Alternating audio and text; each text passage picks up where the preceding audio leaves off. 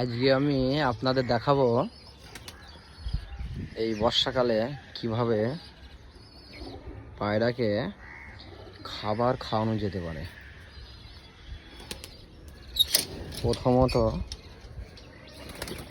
এই দেখেন, এই যে একটা কাঠের এই যে কাঠের এটা আমি প্রথমত বানিয়েছিলাম শুধু বর্ষাকালের জন্য। কারণ এত এই যে নোংরা বর্ষার সময় যেটা হয়, পায়রা যদি বাইরে খাবার দেওয়া হয় কিন্তু এতে রোগ হতে পারে।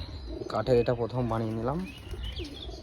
বানানোর পর এই দেখেন, ভিডিওটা দেখেন। এবার আমি এই যে কাঠে এই যে খাবারগুলা দিলাম, এই যে খাবারগুলা এখানে দিলাম। এবার দেওয়ার পর দেখেন কিভাবে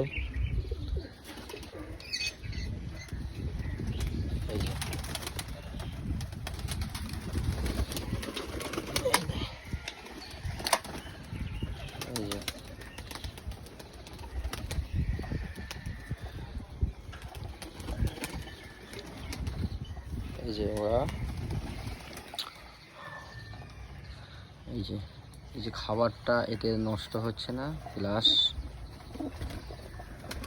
চারিদিকে যে নোংরা, এই নোংরার আবর্জনা, এই যে নোংরা যেটা খাবারটা যদি বাইরে দেওয়া হতো সেক্ষেত্রে তো খাবারটা নষ্ট হতো।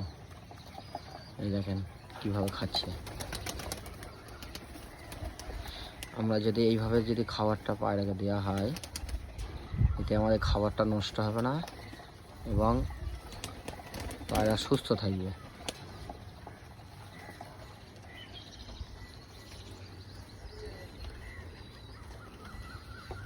কত সুন্দর খাচ্ছে।